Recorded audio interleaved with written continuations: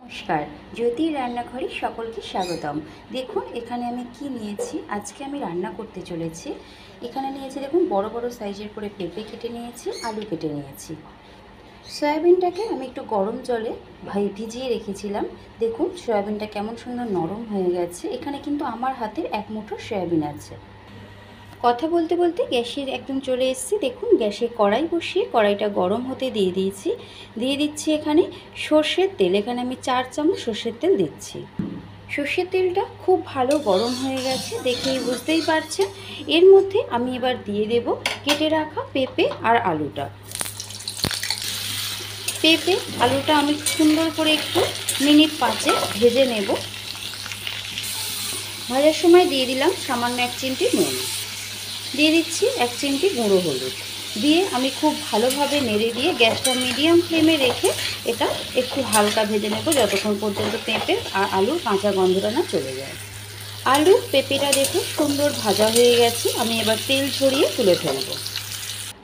তেলের মধ্যে এবার সয়াবিন কটা আমি একদম জল ঝরিয়ে নিয়েছি। হাত দিয়ে ভালোভাবে চিপে দেখে বুঝতেই পারছেন এক ফোঁটা জল নেই। সয়াবিনটাও মিনিট 4-5 ভেজে তুলব।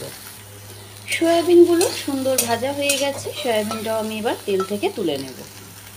একই কড়াইতে সামান্য আরও 2 চামচ তেল দিয়ে দিচ্ছি ফোড়নে গোটা জিরে, শুকনো লঙ্কা, তেজপাতা। দিয়ে দিচ্ছি 2টো লবঙ্গ, 1টা এলাচ। দিয়ে দেব কুচিয়ে রাখা একটা বড় সাইজের পেঁয়াজ, বড় ঠিক না মানে মিডিয়াম সাইজের একটা পেঁয়াজ। পেঁয়াজটা এই সময় তেলের সাথে খুব ভালোভাবে ভাজতে হবে যতক্ষণ পর্যন্ত এটা না নরম হয়ে আসছে। আমি ততক্ষণ পর্যন্ত সুন্দর করে ভেজে নেব। পেঁয়াজ ভাজার এই পর্যায়ে দিয়ে দেব 1/2 চামচ পরিমাণে আদা আর কাঁচা লঙ্কার পেস্ট। দিয়ে দেব ভর্তি করে 1 চামচ ধনে গুঁড়ো। দিয়ে দেব ভর্তি করে 1 চামচ হলুদ গুঁড়ো। আমি এখানে ধনে আর জিরে পাউডারটা তখন একসাথেই দিয়েছিলাম, বলা হয়নি। দিয়ে দেব 1/2 চামচ পরিমাণে কাশ্মীরি রেড চিলি পাউডার, 1/2 চামচ পরিমাণে গরম মশলার গুঁড়ো।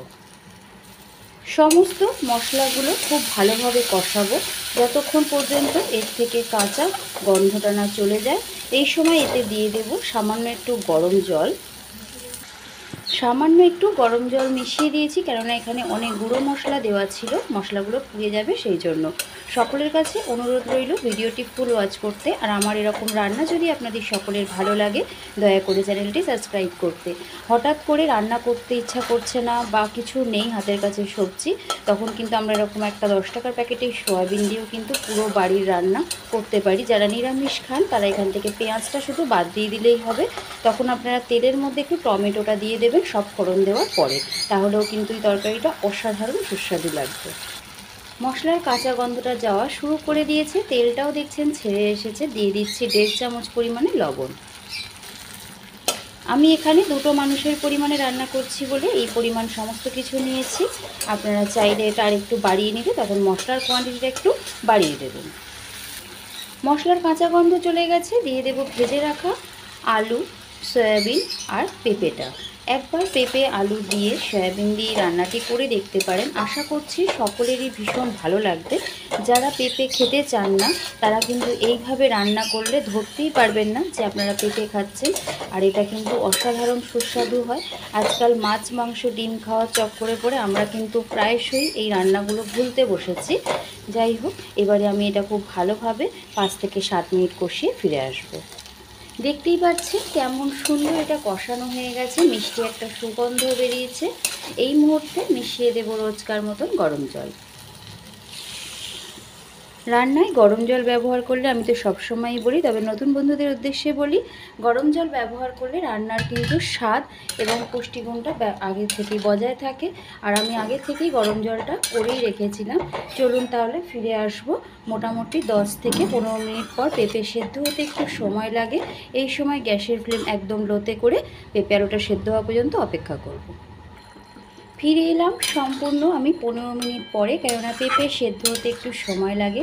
দেখেই বুঝতে পারছেন তরকারিটা কতটা লোভনীয় হয়েছে। এখানে আমি একটা দেখুন পেঁপে কেটে দেখিয়ে দিচ্ছি, কেমন সুন্দর দেখুন গলে গেছে। এই যে কেমন সুন্দর গলে গেছে দেখুন। এই সময় অবশ্যই নুনটা দেখে নেবেন। দিয়ে দেব একটা চিড়ে রাখা কাঁচা লঙ্কা। তরকারির স্বাদটা ব্যালেন্স করার জন্য অল্প সামান্য পরিমাণে একটু চিনি। শুরুতেই কষানোর সময় গরম মশলা গুঁড়ো দিয়েছিলাম, তাই এই সময় দিয়ে দিলাম ধনেপাতা। আমি তরকারির ঝোলটা এই পরিমাণেই রাখবো, কেননা এটা ভাতের সাথে রুটির সাথে সব কিছুর সাথেই যাবে, কিন্তু আজকে আমাদের দুপুরে এটা ভাতের সাথে খাওয়া হবে বলে আমি ঝোলটা এই পরিমাণেই রাখলাম। এতক্ষণ ধরে জ্যোতির রান্নাঘরে রান্নার সাথে জুড়ে থাকার জন্য আপনাদের সকলকে অসংখ্য ধন্যবাদ। আশা করি সকলেরই আপনাদের এই রান্নাটি ভালো লেগেছে। যদি ভালো লেগে থাকে অনুরোধ রইল চ্যানেলটি সাবস্ক্রাইব করার, বেল নোটিফিকেশান আইকনটি প্রেস করে দেওয়ার, এবং সকলেই ভালো থাকুন, সুস্থ থাকুন। ধন্যবাদ।